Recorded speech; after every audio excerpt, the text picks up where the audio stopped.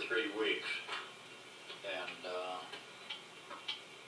then when we were shipped, then they had already got off the beaches, and I was shipped across as a replacement officer. And as a replacement officer, well, I was only about a day before they put me with a unit, our unit was one of the first to go through St. Lo after the armor broke through at St. Lo. Then we went on through them and raced across France was on. And it was, I have to go into too much detail on something like that. It was hit and run was our job was really. And the old cavalry books on how they fight through the war and all that stuff, well, they kind of threw that out the window, and we made up our own tactics from there. And they were quite successful, and the newspaper back home would write that Patton's armor had reached so-and-so. Well, normally we were 50 to 75 miles out ahead of that. And they'd airdrop us supplies and stuff like that. And we were just on a mad dash across France, that was it. Every once in a while we ran into something that we couldn't handle or couldn't bypass, and we'd yell for help, and they'd send up armor and break through, and then we'd go on again. And that continued on all the way across, and you got to liberate your namesake town, didn't you? yeah, that town of Goulet. I forgot all about that. I think that came a little bit later, but yeah, I took the town of Goulet, and that was quite a deal when I showed they kicked the Germans out actually, and one of the officials that had taken over and put back the original officials that were there before the invasion, or before the war. And then I just showed them my ID card, and oh my God, they went crazy. Found out that Goulet had actually liberated the town of Goulet. Where was the town of Goulet? What part of France? The only thing my memory's kind of foggy on it, but it seemed like it was up northeast, mostly north and east of Paris. And I know I've studied maps and tried to find it. I can't find it. My nephew, Dave Goulet, my older brother's boy, actually was in the Air Force over there, and he went to the town. And unbeknownst to me, somebody had taken my picture with I don't know what the French equivalent of, what's the French equivalent of the mayor? You're the one that studied French. With the mayor? A mayor. The mayor of the mayor of the town. Oh. What's the French equivalent of it?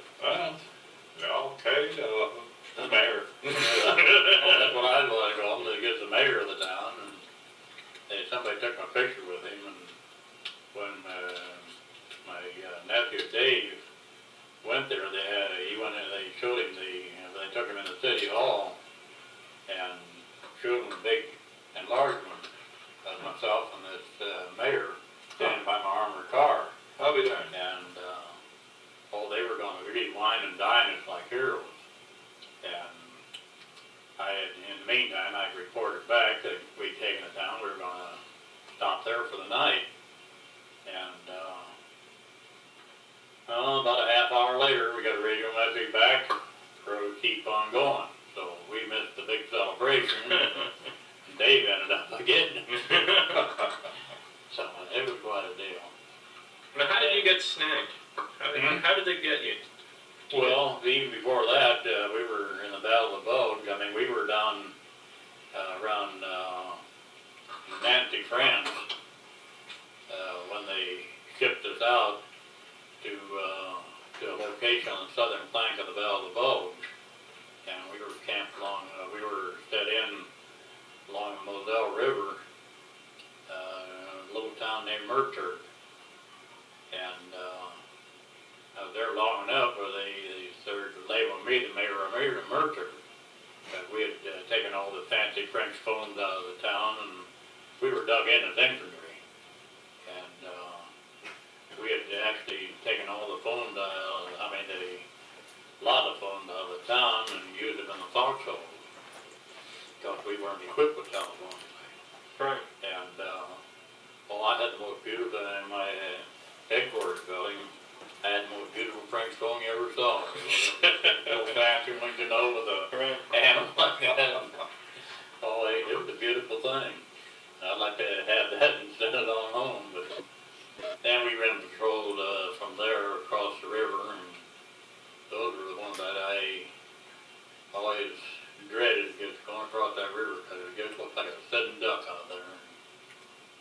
But we ran quite a few patrols there, and then tried to get any information. And what we would do, there's a little town on the other side of the river, that we lob 81 millimeter mortar white phosphorus shells into the town to set a building on fire.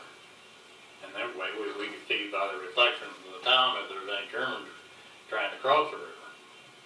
And it worked pretty well. I mean, it cost them quite a few buildings, but war. And in fact, I think we might have the distinction of being one of the few crews in the Army that sank a rubber boat with an 81 millimeter mortar. But, quite a shot, huh? well, we had everything zeroed in with a mortar. Right. And two of our outposts called in that there was a rubber boat crossing so-and-so. We triangulated and we got them right down in that tailbone where they were. And we had 3 81 millimeter mortars, and I think each one had about 6 shells in the air before the first one landed. But one of them, luckily, just happened to hit right in the center of this rubber boat. And that was it. My outpost went crazy.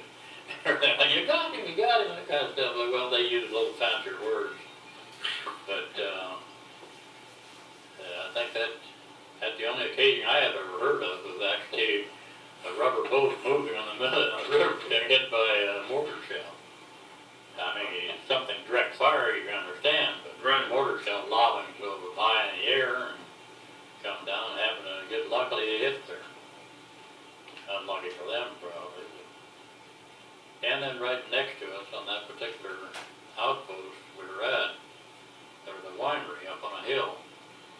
And we cleared the state route up to it, because they had all the vineyards around it and everything all booby-trapped to be down. We cleared the state route up there, and we estimated in the cellars that around 40,000 bottles of champagne. And that's quite a party. Well, we brought back quite a few, and every once in a while we have a battle of champagne corks across the room, whatever like that. In fact, I spent my birthday there, and my sister had sent me a can of cherries. I forget what else. And we had one guy in the outfit that was sort of a halfway cook, and he made a cherry pie. And we all had a little tiny sliver of it. Then washed it down with champagne.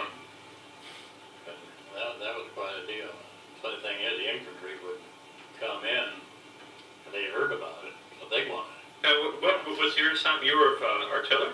No, we were actually armored cavalry. Armored cap, okay. Right. We were fighting them as infantry. I dug in as infantry. Right. But we had signs up there, warning mines and booby traps, and contact us, and we'd show them the safe route up. Right. Well, I guess a lot of them thought that was hogwash, and they tried to go up on their own. And we hear a boom from over there, so we go over, take our grappling hooks, and drag them in. And it was a bum deal for them. I mean, I think there were about 10 or 12 men killed over there just because they wouldn't stop over to ask for information on how to get up to the winery. Right. But then after the Battle of the Bulge, well, we went back down south again. Finally crossed the Rhine River, I think in the town of Mainz. And then I know for a while I don't remember what river it was, but right across the river from Frankfurt, Germany. Mm-hmm. And we were on one side of the river, the Germans on the other side. I think that's the Rhine. I mean, it might be where they made a big bend there. Right. My memory of kind of hazy after that many years, but I remember that we go to our outpost along the river, and it was sort of an unwritten law, they didn't shoot at us, we wouldn't shoot at them. So they did their bit on their side of the river, and we did our bit on our side of the river. And that was until one day I was making a trip up the river, and I hear the